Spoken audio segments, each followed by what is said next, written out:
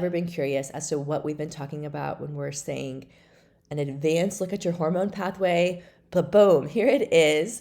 And this is what we're talking about when we walk through hormone levels and testing with patients at Restore You Wellness.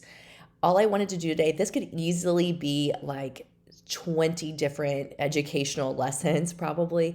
But all I wanted to do is just kind of point out the highlights of the hormone pathway, and then also talk a little bit about low cholesterol and how that plays a role. So you'll see all of your hormones actually start with cholesterol. Whoa, okay, this is so important because so many people feel like low cholesterol is winning, right? Like I'm healthier if I have low cholesterol.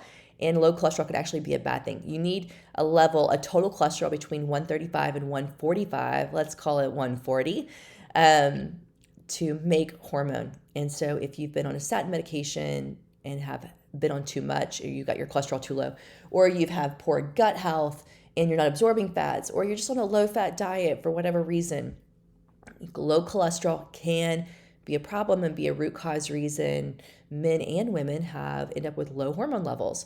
So from cholesterol, we get pregnenolone. A lot of times when I see this deficient, and by the way, you really won't pick this up with regular blood work most of the time.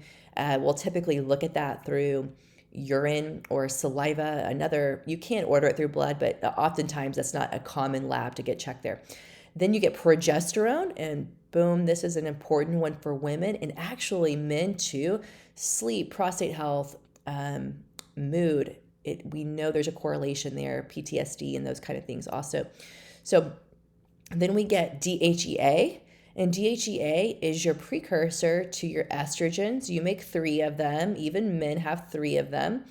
And testosterone.